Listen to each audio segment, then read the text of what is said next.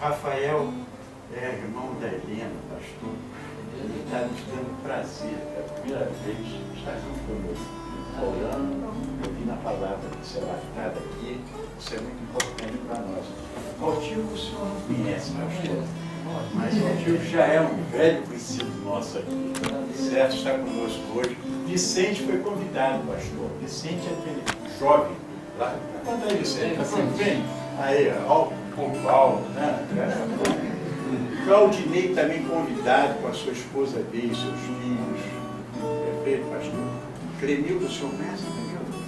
Conhece Clemildo, né? E os demais aqui, a Vilma está aqui conosco, a Vilma. Então a gente conheceu o nome da esposa do Valdir. Sandra. Ah, gente boa. Sandrinha aqui. Bom, olha, agora, meus amados, nós teremos aqui um momento muito íntimo com a nossa Sandra, que preparou uma canção para nós, para começar a tocar nos corações. E nós vamos ouvir essa minha jovem cantora, que eu me implorei ontem, falei, vai lá, cante para nós precisamos de você, mãe. E ela está aqui, está sempre conosco. Sandrinha faz parte daqui da administração da igreja, né? E não poderia estar faltando. Quem, Sandrinha? Cante para nós.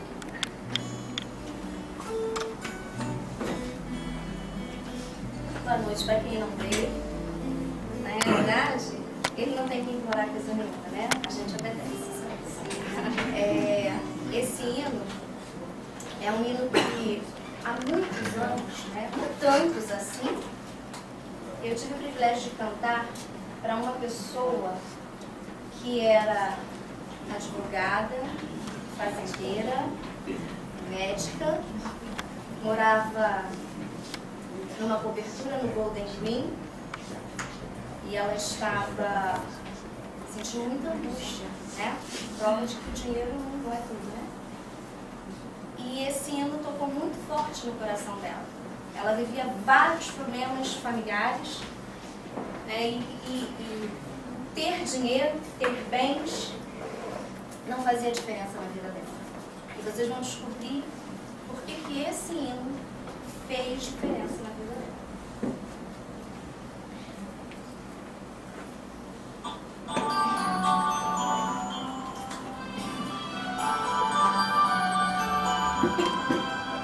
Eu vivia só e sem esperança, triste sem motivos pra viver. Foi quando eu encontrei um grande amigo. A vida fez sentido para mim. Agora tenho paz, já posso então sorrir e vou cantar do amigo sem igual. Cristo é o grande amigo que eu preciso.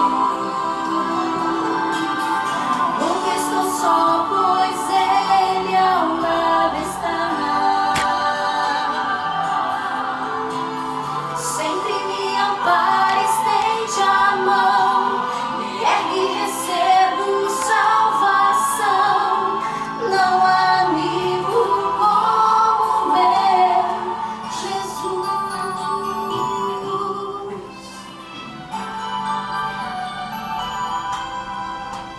Amigo, se você se sente sozinho, se angústia e dor dominam o teu ser, procure conhecer o meu grande amigo. Assim você também irá sorrir.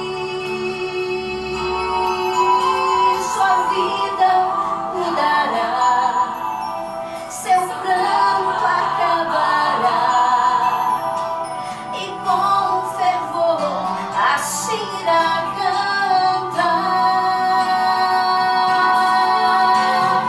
Cristo é o grande amigo que eu preciso. Nunca estou só, pois Ele ao lado está. Sempre me ampara, estende a mão, me ergue e recebo salvação. Não há amigo como meu Jesus. Não há amigo como meu. Vamos lá?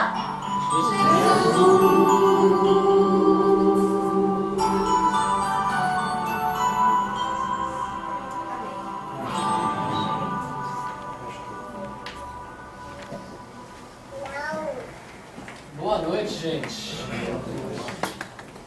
Muito bom poder ver a casa cheia na quinta-feira. Muito bacana separar um tempo já indo para a parte final da nossa semana para a gente conhecer um pouco mais esse amigo que a Sandra cantou e poder ter um pouco mais de motivação para a gente continuar essa jornada que não é fácil, não é verdade?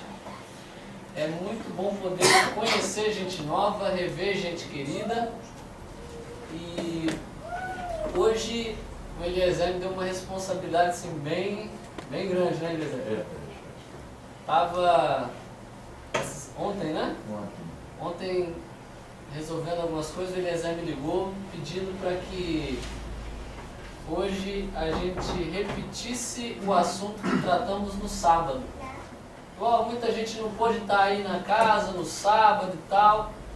E tem como você falar o mesmo assunto? Eu falei, ó, você que manda, cara. Eu só cumpro ordem. O xerife mandou, a gente obedece, né? E hoje eu vou... O Cláudio entendeu, né, Cláudio? Manda quem pode, obedece quem tem juízo, né? Então eu estou tentando ter juízo. O medo mas o medo é algo que leva ao juízo, né? Mas para mim é sempre muito bom poder falar sobre esse assunto. E eu quero comentar um pouquinho sobre um tema que eu acho que aqui ninguém passa por isso. Ou existe alguém ansioso aqui? Posso ver as mãos aí de quem é ansioso aqui? Quem se considera uma pessoa ansiosa? Olha aí. Nessa idade, sabe, qual que é a sua preocupação na vida? Não quer falar. Tem que estudar para a prova. É prova, né? Todo mundo, você vê que a ansiedade já está começando cada vez mais cedo, né? Não é fácil não, o negócio é muito complicado. Eu fiz a mesma pergunta no sábado e vocês podem ficar tranquilos que não foi muito diferente. A gente vive hoje numa sociedade que parece que torce a gente por todos os lados e a gente acaba vivendo uma vida tremendamente ansiosa. É interessante que foi feita uma pesquisa pelo Instituto de Psiquiatria do Hospital das Clínicas da Faculdade de Medicina da USP. E esse estudo ele chegou à conclusão de que aproximadamente 12% da população brasileira é ansiosa. Só 12 é a pergunta que todo mundo faz. É um número muito pequeno, né? Mas na verdade, esse número ele representa que ele indica pra gente que 24 milhões de brasileiros possuem uma ansiedade patológica. Ou seja, já chegou no nível de doença. 12% dos brasileiros, ou 24 milhões de brasileiros, não estão mais no nível daquela ansiedade passageira. Eles vivem ansiosos. Já chegou a se tornar uma enfermidade. Ou seja, logicamente, se a gente for analisar apenas essa ansiedade normal e comum que a gente tem, com certeza a porcentagem seria talvez 2 ou 3 vezes mais alta, se bobear até mais. Além disso, estima-se que 23% da população brasileira vai desenvolver algum tipo de distúrbio ansioso ao longo da vida. A ansiedade, ela chegou e parece que os anos vão passando, ela vem se aprofundando cada vez mais e mais na nossa vida. Eu procurei no dicionário a definição de ansiedade e diz o seguinte: que ansiedade é sensação de aflição, angústia, receio ou agonia. Você que se disse ansioso, conseguiu trazer isso para a sua vida aí? É isso mesmo? Também pode ser inquietação ou impaciência causada por algum desejo ou vontade. A pessoa não consegue se controlar. Também está relacionado a uma atitude emotiva concernente ao futuro e que se caracteriza por alternativas de medo ou esperança. A pessoa vive aquela montanha russa emocional. Então, às vezes ela está com medo, às vezes não vai dar tudo certo, depois afunda de novo. Existem, logicamente, algumas definições um pouco mais poéticas, vamos dizer assim, sobre a ansiedade. Um definiu a ansiedade como sangrar pela ferida que ainda nem foi aberta. A ansiedade tem a ver com o futuro. Então, ser ansioso significa você sangrar por uma ferida que ainda nem está aberta. Ou, uma outra pessoa disse que você sabe que chegou ao cúmulo da ansiedade quando começa a ficar ansioso até que a ansiedade passar. Já se encontrou assim? A sua aflição é tão grande que você se torna aflito pensando quando que a sua aflição vai passar. A ansiedade, ela pode possuir algumas origens diferentes ou variadas. Por exemplo, ela pode ser de origem genética. Você recebeu esse presente dos teus antepassados mais próximos. Eu entendi bem isso aqui porque lá em casa eu tenho um bom exemplo disso com meu sogro e minha esposa. Meu sogro é tremendamente ansioso e minha esposa parece que puxou isso aí. Veio junto com o olho azul que ela herdou do pai também. mas recebeu ansiedade de presente. A ansiedade ela pode ter uma origem genética. Então, se os seus familiares, os seus pais principalmente, são pessoas ansiosas, você pode ligar agradecendo para ele aí, né? Você recebeu esse pequeno presente deles. A ansiedade ela também pode vir de traumas, de infâncias, de perdas afetivas ou materiais. Ou seja, a pessoa ela teve um trauma muito grande, ela passou por uma perda muito grande e isso faz com que ela tenha um medo daquilo que vai vir daqui para frente. A ansiedade também pode ter origem na dificuldade de incorporar fatos e intercorrências novas ou desconhecidas.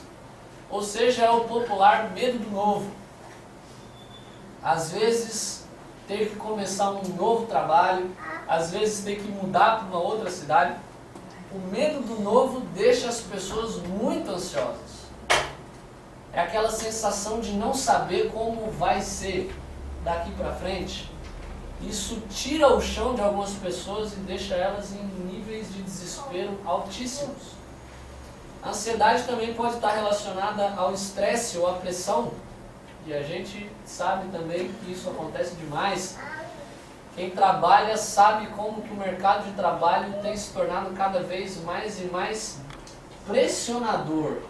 As pessoas elas querem resultados independentemente dos meios pelos quais você vai conseguir aquele resultado.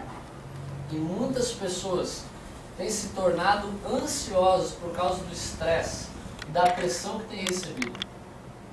O medo do dia seguinte, de como vai ser se aquele prazo não for cumprido em tempo, tem tornado as pessoas desesperadas. Uma última possível origem tem a ver com o uso de certas substâncias químicas, como anfetaminas, barbitúricos, cafeína, drogas. Cafeína, sim, a cafeína deixa você ligadão. E aí você fica agitado demais e começa a pensar demais e se preocupar demais. A ansiedade ela pode gerar alguns tipos de transtornos e aí ela começa a se tornar verdadeiramente patológica. Ou seja, ela sai do nível de uma simples preocupação para conseguir chegar em níveis mais altos e ela pode ser evidenciada ou demonstrada por meio de transtornos, como por exemplo, o transtorno obsessivo compulsivo, vulgo TOC, onde a pessoa ela vive tremendamente inquieta e ela realiza alguma coisa constantemente, às vezes até sem perceber o que está fazendo. Então a pessoa ela sempre às vezes fica mexendo uma parte do corpo, ela às vezes tem que fazer uma ação. Por exemplo, tem gente que tem que lavar a mão o tempo todo, tem gente que tem que conferir se a casa está... Acho que o Alexandre me comentou, né, de um parente, primo, né? Um primo dele que conferia o tempo todo se a casa estava fechada. Então a mente dele já tinha ligado naquilo ali de uma forma que às vezes ele já estava no meio da rua e voltava para ver se a casa estava trancada. Transtorno obsessivo compulsivo. Também existe o transtorno ansioso, onde a ansiedade começa a atingir níveis um pouco mais fortes. Eu estou rindo, sabe, pastor? Ah, é? Ela lembrou da sogra dela. Ah, é? A sogra dela descia. Depois estou a 1 quilômetro de casa. Será que eu fechei a porta? Eu ficava, meu Deus, eu vou responder. Não adiantava dizer fechou, porque ela ia voltar e eu tinha que voltar com ela, que era muito criancinha, eu me pegava pelo braço e voltava. Isso era só isso que ela é, tá vendo só? Existe um próximo aqui que eu tenho certeza que se você não é assim, você conhece alguém que é assim, que é o transtorno hipocondríaco. Sabe o que é o hipocondríaco? É aquela pessoa que ela tem a mania de achar que tudo aquilo que você menciona acontece com ela. A pessoa espirra, e eu tenho também um exemplo desse, bem perto de mim. A pessoa espirrou, ele olha, será que é o tal do H1N1 que já está matando gente? A pessoa não pode ouvir falar de doença perto dela que ela já começa a associar com ela. Então se a pessoa ouvir falar que ter cãibra é um sinônimo de uma doença, ela olha, eu senti cãibra na semana passada, eu acho que eu estou com isso. Diz que a pessoa ali que ela tá vermelha. Kátia é hipocondríaca, Kátia. Não, ela não é não, mas é algo parecido. Ela deve conhecer alguém. Ela se falando lá em casa. A pessoa hipocondríaca, ela costuma associar qualquer coisa a ela. Então, se ela ouvir falar de qualquer sintoma de qualquer doença, ela já começa a achar que ela possui aquela doença. Então, se um dia alguém falar, olha, febre é sintoma de câncer, ela vai começar já a se desesperar. Eu tive febre semana passada, eu vou fazer lá uns exames para ver se é o que eu acho que eu tô. Uma pessoa hipocondríaca, você não pode falar de doença perto dela. Se você conhece alguém assim, não fala de doença perto dela, porque ela acha que qualquer doença que você falar, ela tem. Existe também o transtorno fóbico, onde a pessoa começa a ter medo por algumas coisas específicas, e a famosa síndrome do pânico, que também é um reflexo de um quadro patológico de ansiedade. É interessante que a ansiedade está tão na moda que criaram até um site para ela. Você pode procurar na internet e colocar lá www.ansiedade.com.br. Você vai encontrar um monte de informações sobre a ansiedade. E o que mais me chamou a atenção nesse site é que sempre quando você fala de doença, o que é que você pensa quando fala de doença? Você quer saber o quê? A cura da doença. E eu fui procurar lá um possível tratamento, e o site ele colocou o seguinte: para você tratar a ansiedade, você precisa respirar melhor, exercícios físicos, esvaziar a cabeça, e aqui eu deixo um asterisco e guarde bem isso, que depois a gente vai voltar nesse ponto. E é interessante que o próprio site, muito animador, né? Eles dizem o seguinte, coloquei aqui entre aspas, ipsis literis aqui, em homenagem aos nossos juristas, né? Um outro patamar, né? Que diz o seguinte: se depois de cuidar da respiração, de esvaziar a cabeça, você não melhorar, vá para os remédios. Talvez eles ajudem mais. Muito animador, né? Que beleza. Essa é a abordagem que o mundo oferece com relação a um problema que tem se tornado um dos maiores males do século. Mas é interessante, quando eu pego a palavra de Deus, eu percebo que, primeiro, a ansiedade é algo muito mais antigo do que a gente pode imaginar.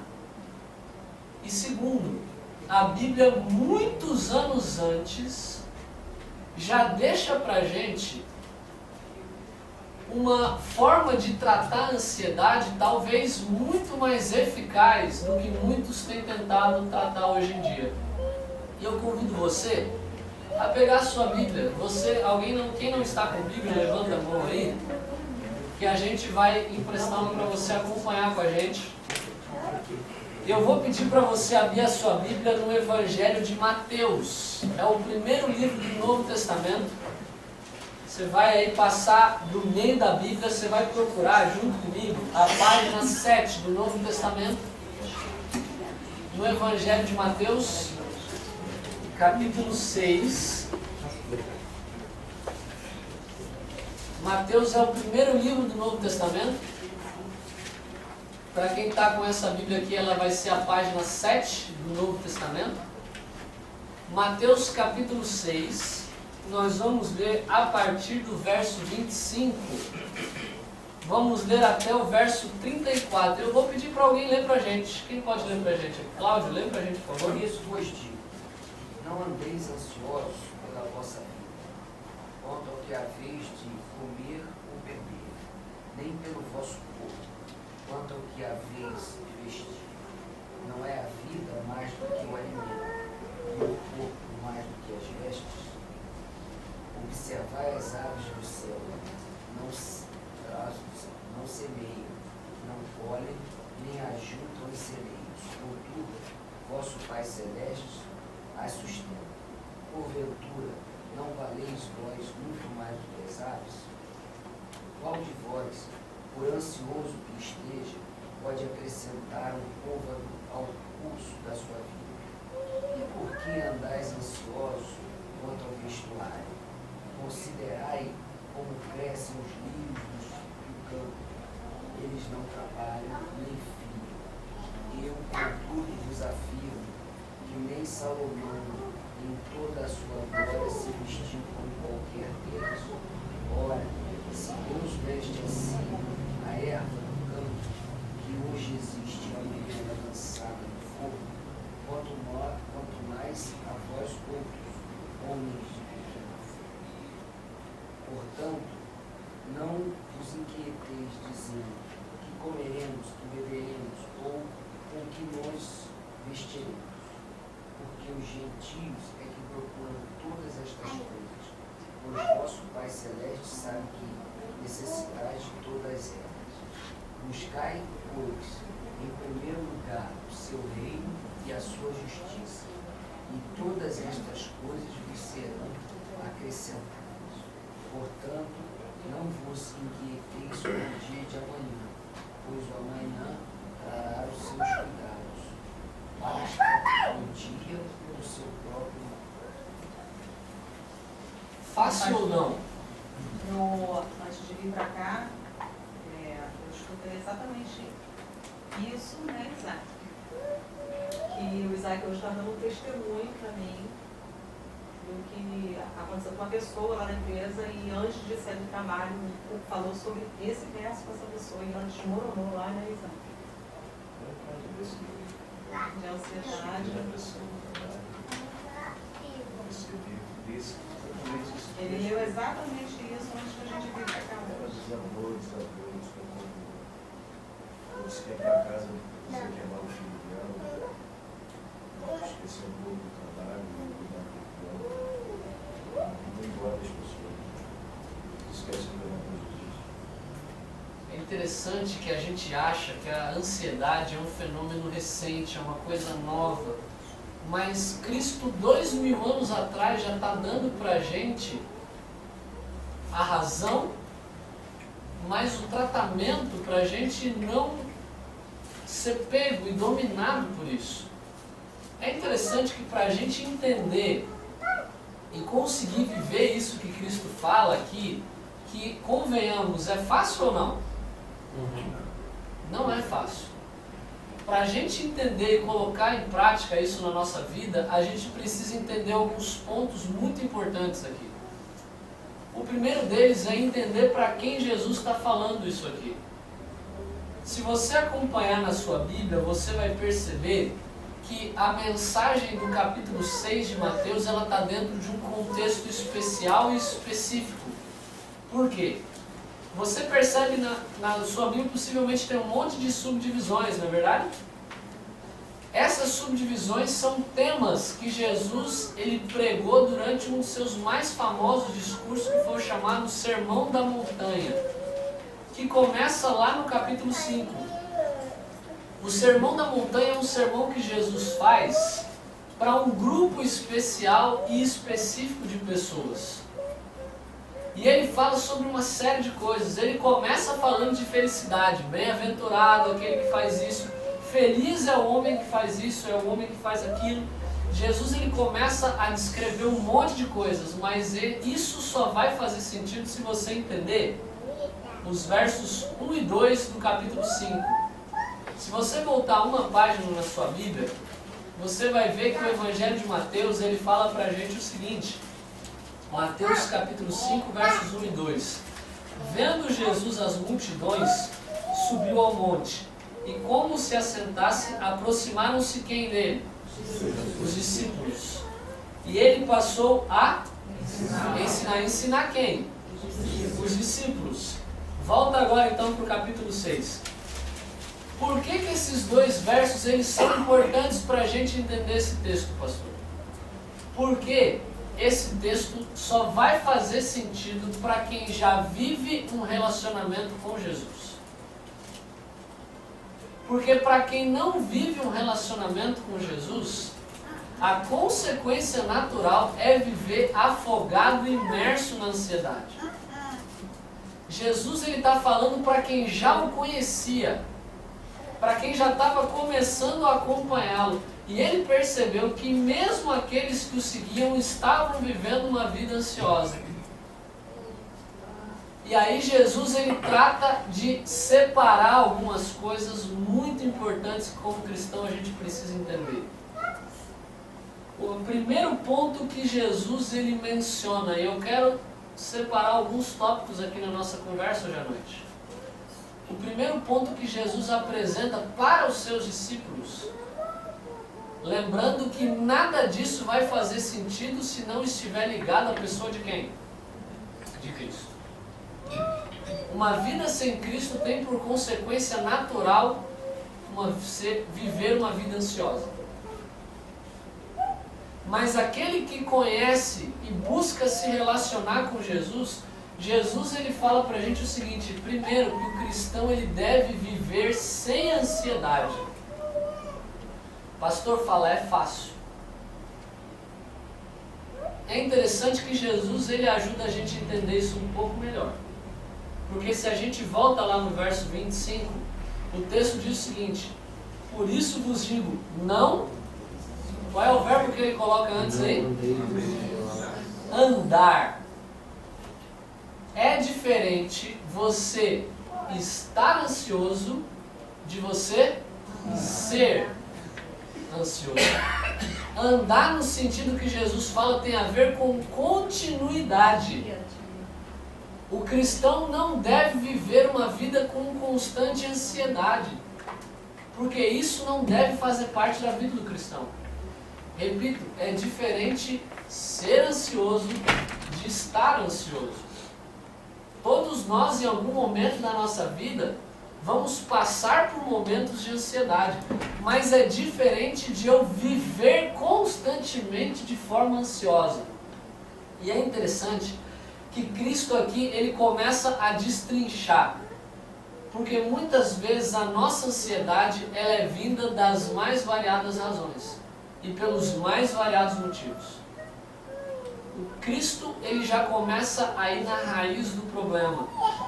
Ele começa a dizer para a gente que nós não devemos viver uma vida de ansiedade e que as razões que devem nos produzir ansiedade, primeiro que não deve ser qualquer coisa, mas deve ser aquilo que é elementar e necessário na nossa vida. Cristo, quando ele fala sobre ansiedade, ele vai tirando tudo aquilo que não deve nem preocupar a nossa cabeça. E ele leva o ser humano à sua essência. E é como se ele estivesse dizendo o seguinte: olha, é possível que você tenha algumas boas razões para ser ansioso, mas nem por isso você deve viver de forma ansiosa. Sabe por quê? Porque aquele que me conhece, aquele que está em mim, ele não deve se preocupar com aquilo que ele vai comer, com aquilo que ele vai beber e com aquilo que ele vai vestir. Basicamente a gente tem aqui as coisas elementares para que o ser humano consiga sobreviver. Cristo ele tira do pacote aquilo que é supérfluo. Em outras palavras, é como se ele estivesse dizendo o seguinte: se você não deve viver ansioso nem por aquilo que é necessário e elementar na sua vida, o que dirá as outras coisas? Não andeis ansiosos, vocês não devem se preocupar com o que vão comer, com o que vão beber, com o que vão vestir. O cristão deve viver sem ansiedade. Sabe por quê? Porque nós temos a promessa na palavra de Deus de que Deus não nos dá tudo que a gente quer, mas Ele nos dá tudo aquilo que a gente precisa. Eu vou pedir autorização para o Cláudio aqui para ele recitar o verso que ele mais fala para a gente aqui na casa. Qual é, Cláudio? O Senhor é meu pastor, Está aqui para a gente ler. Salmo 23, verso 1. O salmista ele fala para a gente que o Senhor é o nosso pastor. Mas você pode estar pensando assim: mas falta um monte de coisa para mim.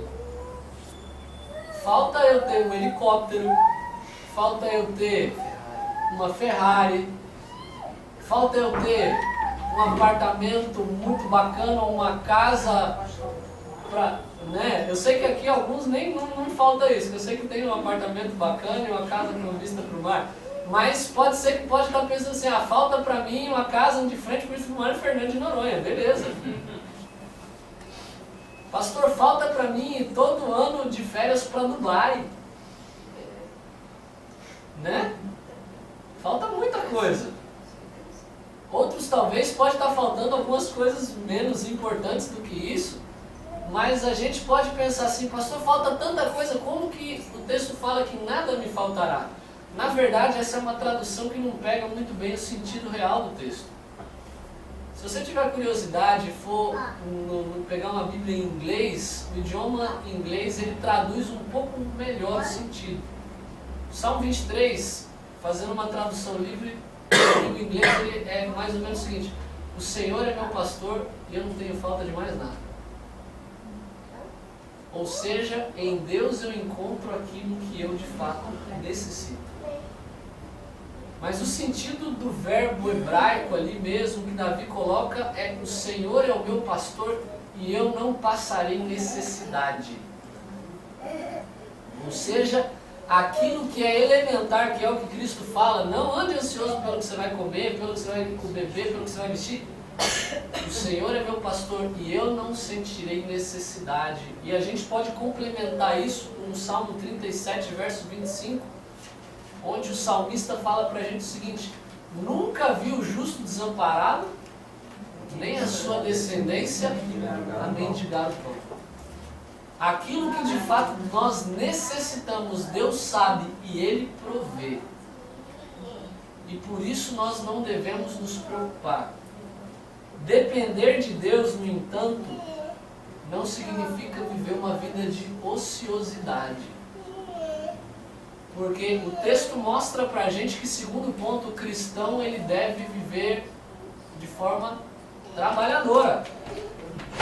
Porque muita gente pensa assim, Deus proverá, então eu vou ficar aqui deitado eternamente em berço esplêndido e as oportunidades elas vão cair no colo do Pai aqui. Viver de forma dependente de Cristo não significa viver uma vida desocupada e preguiçosa.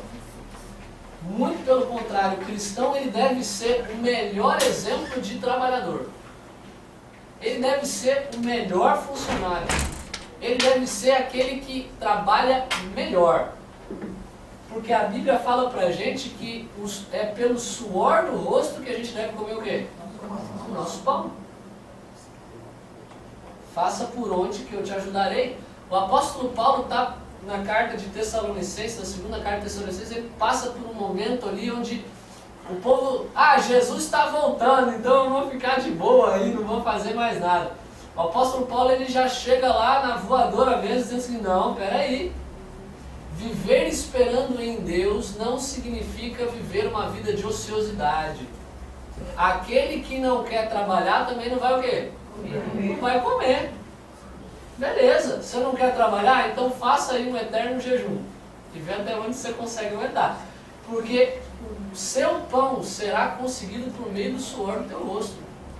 O cristão não deve ser aquele que busca o caminho mais fácil. E ele não deve ser aquele que vive uma vida de sanguessuga, sempre explorando os outros. O cristão deve ser trabalhador. Terceiro, o cristão deve permitir e deixar que Deus conduza a sua vida. E talvez aqui a gente comece a entrar no ponto mais difícil de tudo isso. Porque não é fácil você sair do controle e deixar que outra pessoa conduza a sua vida. O Salmo 37, verso 5. Quem pode ler esse salmo para a gente? Entrega o teu caminho ao Senhor, confia nele e ele fará. O Salmo 37, verso 5, ele fala para a gente algo muito bonito, mas muito difícil. Entrega o teu caminho ao Senhor, confia nele e o mais ele fará. Em outras palavras, a Bíblia está dizendo aqui que o cristão ele deve ser diferente do descrente. Aquele que não confia em Deus, aquele que não tem em Deus o seu pastor, ele tem todos os motivos para viver preocupado e viver ansioso. Mas aquele que confia em Deus, ele começa a perceber que ele não tem razão para continuar ansioso, porque ele permite que Deus cuide de sua vida. Como dizia o grande pregador Billy Graham, a ansiedade é o resultado natural de centralizarmos nossas esperanças em qualquer coisa menor do que Deus e sua vontade para nós. Vou repetir para ficar claro. A ansiedade é o resultado natural de centralizarmos nossas esperanças em qualquer coisa menor do que Deus e sua vontade para nós. É quando a gente tenta tomar as rédeas da situação e acha que a solução está em qualquer coisa ou em qualquer outra pessoa que não em Deus. E aí nós começamos a viver como aqueles que não acreditam em Deus, que têm todas as razões do mundo para viver de forma ansiosa. O cristão deve permitir que Deus conduza a sua vida, ele não deve ser como os descrentes. Existem dois tipos de ateus. Existe o ateu que é convicto, que declara que Deus não existe. Mas existe um outro tipo que talvez seja até pior, que é aquele que até acredita que Deus possa existir, mas ele vive como se Deus não existisse. Ele não traz a pessoa de Deus para os dilemas do dia a dia. Ele não coloca Deus nas suas realizações, nas suas atividades. O cristão ele não deve ser como os descrentes, ele deve permitir que Deus realize as coisas pelo seu propósito, e ele não deve se colocar no lugar de Deus. A ansiedade, ou ela é fruto de eu colocar a minha esperança em outra coisa que não em Deus, ou de eu colocar em mim mesmo. Quando eu acho que por mim mesmo vou conseguir resolver os meus próprios problemas. Existe um grande problema quando a criatura toma o lugar do Criador. E quando eu começo a perceber que nas minhas mãos eu vou conseguir resolver os meus problemas, a minha ansiedade ela começa a se tornar cada vez pior e mais sufocante. O cristão ele deve confiar nos cuidados de Deus. Ele deve entregar. Entregar significa você deixar na mão de Deus e tirar a sua de baixo. E confiar, sabendo que é Ele quem vai conduzir. É como se você estivesse no carro e saísse da cadeira do motorista e fosse para o banco do carona, dizendo o seguinte: Senhor, agora o caminho é teu, o Senhor vai na direção que o Senhor quiser, na velocidade que o Senhor quiser, e de vez em quando a gente é tentado a querer botar a mão no volante, mas Deus fala: filho, fica tranquilo que eu sei o que eu estou fazendo, eu sei para onde eu estou indo, eu sei onde você deve chegar.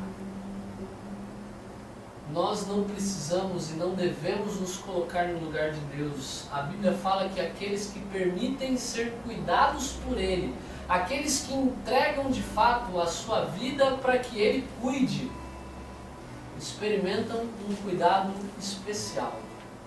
Sabe por quê? Deus ele não é um criador irresponsável. Muitas vezes a gente acredita em Deus como nosso Criador, mas a gente tem uma grande dificuldade em entender que Ele não apenas é o nosso Criador, mas Ele também é o nosso mantenedor. Como diria Albert Einstein, Deus não joga dados com a humanidade. Aquele que cria o ser humano sabe de tudo o que de fato ele necessita. A Bíblia apresenta que Deus ele não é um criador irresponsável, de que a ansiedade pecaminosa, aquela que persiste, aquela que continua presente todo dia na nossa vida, ela é um ato de falta de fé. Por acreditarmos que Deus ele é um criador irresponsável que não se preocupa com você. De fato, o começo da ansiedade é o fim da fé. Porque ter fé é ter a certeza de que Deus cuidará, e ansiedade é o medo de que Ele não vai cuidar. A ansiedade pecaminosa, o andar ansioso é o começo da falta de fé. E é contra isso que a gente precisa lutar. E a gente começa a perceber que nessa caminhada a gente acaba se tornando mais ansioso do que deveria ser. Porque muitas vezes a gente começa a se preocupar por algo que ainda nem aconteceu e é possível que nem aconteça. Quando nós nos preocupamos por algo que ainda não aconteceu, a gente corre sempre o risco de nos preocuparmos em dobro. Porque se acontecer, a gente vai se preocupar 2 vezes ao invés de 1. E se não acontecer, a gente vai se preocupar 1 vez ao invés de nenhuma. Eu me lembro que uma vez um professor disse uma frase que eu jamais vou esquecer. Ele falou o seguinte: problema todo mundo tem, né? Todo mundo está cheio de problema. Se o problema tem solução, por que se preocupar? Pensa nos problemas que você está passando. No trabalho, na família, no relacionamento. Esse problema tem solução? Se sim, por que se preocupar? Pastor, é um problema que não tem solução. Então também, por que se preocupar? Não faz sentido, porque nenhuma das suas preocupações vai fazer com que o problema seja resolvido. Se o problema tem solução, por que se preocupar? Se ele não tem solução, por que se preocupar também? A gente precisa entender que para que essa vida sem ansiedade seja possível, a gente precisa colocar em prática os últimos conselhos que Cristo deixa para nós. Não é fácil largar nas mãos de Deus, entregar, confiar que Ele vai cuidar. Mas isso só vai ser possível quando a gente começar a colocar em prática os últimos conselhos que Cristo deixa. Ele fala nos versos 32, porque os gentios é que procuram todas essas coisas, mas o vosso Pai Celeste sabe que vocês necessitam de todas elas. Nenhuma das suas preocupações passa desapercebida por Deus. Deus sabe tudo aquilo que te preocupa, Deus sabe tudo aquilo que te deixa ansioso. E Ele conhece as suas preocupações. Mas o conselho de Deus para a gente é: buscai, pois, em primeiro lugar, o reino de Deus e a sua justiça. E todas essas coisas, não é todas as coisas, são todas essas coisas, aquilo que nós nos preocupamos por comer, beber e vestir. Todas essas coisas serão o quê? Acrescentadas. Portanto, não vos inquieteis com o dia de amanhã, pois o amanhã trará os seus cuidados. Basta cada dia o seu próprio mal. A escritora norte-americana Ellen White, ela tem uma frase que diz o seguinte: os acontecimentos do amanhã, ocultos aos nossos olhos, eles acham-se à vista daquele que é onipotente. Os acontecimentos do amanhã, ocultos aos vossos olhos, acham-se à vista daquele que é onipotente. Por isso que ele fala: não se preocupe com o dia de amanhã, porque se eu estou cuidando de você hoje, eu cuidarei amanhã. Pastor, como eu posso então tratar dessa ansiedade que me consome? Eu quero ler mais 2 versos com você. O primeiro se encontra mais à frente em 1 Pedro, lá no fim da Bíblia, um pouquinho antes de Apocalipse. 1 Pedro capítulo 5, verso 7.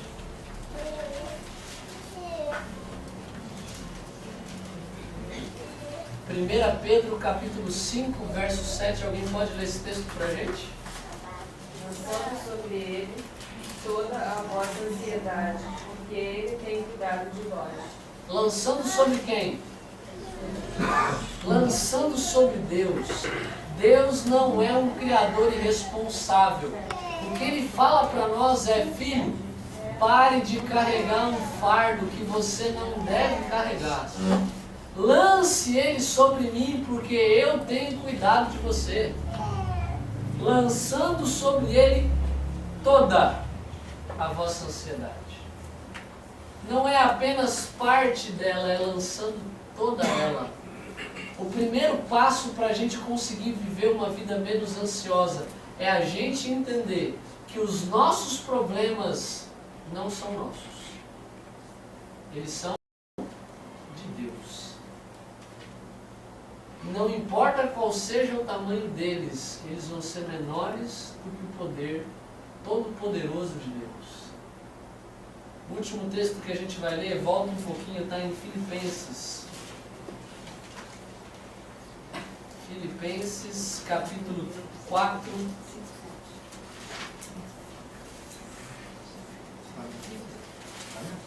Página 164. Filipenses capítulo 4, versos 6 a 9. Vocês me permitem, eu quero ler esse último texto, onde a palavra de Deus diz para a gente, em página 164 do Novo Testamento, Filipenses capítulo 4, versos 6 a 9. Você vai passar aí Efésios, Gálatas, e aí você vai passar Gálatas, Efésios, e aí vai chegar a carta de Filipenses. Filipenses capítulo 4, versos 6 a 9, a palavra de Deus nos diz o seguinte: não andem ansiosos com coisa alguma. Interessante que o apóstolo Paulo ele ainda vai além. Ele complementa. Cristo fala: não perca o seu tempo com aquilo que é supérfluo, mas mesmo que aquilo que seja básico te preocupa, não é razão para se preocupar. O apóstolo Paulo ele vai e generaliza, ele fala: não seja nada capaz de tirar a sua tranquilidade. Não andem ansiosos com coisa alguma. Em tudo, porém, sejam conhecidas diante de Deus as vossas petições de 3 maneiras. Primeiro, pela oração. Segundo, pela súplica. Terceiro, ações de graça. São 3 formas de conversar com Deus. Sabe por quê? Porque muitas vezes nós nos encontramos nesses 3 estágios. Sejam conhecidas diante de Deus as suas ansiedades, as suas petições, por meio da oração, do diálogo, da conversa, por meio da súplica, aquele momento que você está com o coração rasgado diante da presença de Deus, onde você literalmente briga com Ele, e por meio de ações de graça. Tenha a compreensão de que até no meio das situações ruins e preocupantes você tem motivo para agradecer. Em tudo dai graças, até nas preocupações. Sejam todas conhecidas diante de Deus as vossas petições pela oração, pela súplica, com ação de graças. E a paz de Deus, que excede todo o entendimento, guardará o vosso coração e a vossa mente em Cristo Jesus. Finalmente, irmãos, tudo que é verdadeiro, tudo que é respeitável, tudo que é justo, tudo que é puro, tudo que é amável, tudo que é de boa fama, se alguma virtude há e se algum louvor existe, seja isso que ocupe o vosso pensamento. O que também aprendestes e recebestes e ouvistes e vistes em mim, isso praticai, e o Deus da paz será convosco. Lembra lá no início quando eu falei que aos olhos daqueles que não têm a ótica de Cristo, o remédio para a ansiedade é esvaziar a mente? A Bíblia dá um remédio completamente diferente e oposto. Ela fala: leve para Deus os seus problemas, compartilhe com Ele para que eles deixem de ser seus e passem a ser de Deus.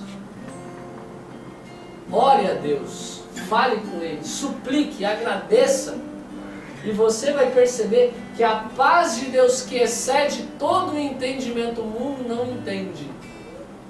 Porque essa paz só é possível em Cristo, que é o príncipe da paz. A paz que excede todo o entendimento só é possível porque Cristo é o que Ele oferece. E sem Ele, uma vida sem ansiedade é impossível. Ele é o príncipe da paz e Ele oferece uma paz que o mundo não entende. E a Bíblia fala que nós precisamos também não esvaziar nossa mente, muito pelo contrário, a gente precisa encher. Enche a mente, mas com coisa o quê? Com coisa boa. Coisas justas, coisas puras, coisas verdadeiras, coisas amáveis. Em outras palavras, não esvazie sua mente, porque mente vazia é oficina do inimigo. Mas preencha sua mente com as coisas de Deus e com o próprio Deus, porque Ele é o único que cumpre todos esses requisitos. Se aproxime dEle. Viva um relacionamento com Ele. Encha a sua mente com as coisas dEle. É por isso que a gente fala para você estudar a Bíblia. Encha a sua mente de coisa boa. E você vai perceber que o Deus da paz será convosco. Eu não sei se você chegou aqui nessa noite experimentando um sentimento de preocupação ou ansiedade. Mas hoje Cristo, o príncipe da paz, te convida a entregar a Ele os seus fardos. Te convida a abrir mão dos seus problemas para que sejam os problemas dele. Cristo hoje te convida a conversar com Ele e a encher a sua mente das coisas que Ele tem para te oferecer. E Ele te garante uma coisa nessa noite, dizendo: filho, se você fizer isso, você vai perceber que a sua vida vai ganhar um novo mundo, porque você vai experimentar uma paz. Não quer dizer que você não vai passar por problema, mas quer dizer que você vai ser capaz de manter-se tranquilo, sereno e em paz no meio da tormenta. O próprio Cristo fala: no mundo vocês vão passar por aflições, mas tenham um bom ânimo, se animem, porque eu venci o mundo. E Ele fala nessa noite para você: deixo-vos a minha paz. A minha paz vos dou, não dou como o mundo dá. A paz de Cristo é diferente, porque tem a ver com Ele próprio. Que Cristo nessa noite preencha o seu coração, te dando descanso, te dando paz.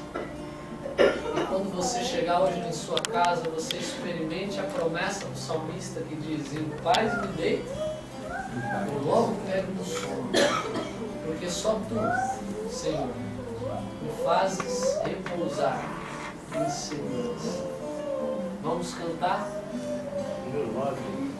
Número 9. Em tuas mãos? Em tuas mãos. Porque é isso que a gente precisa fazer nessa noite. É isso que você quer fazer nessa noite? Declare por meio dessa canção uma oração cantada.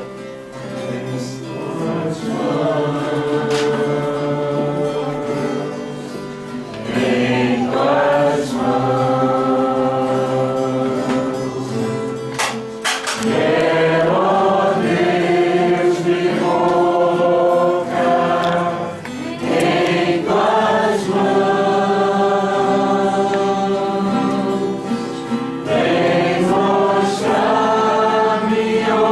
Senhor, teu caminho.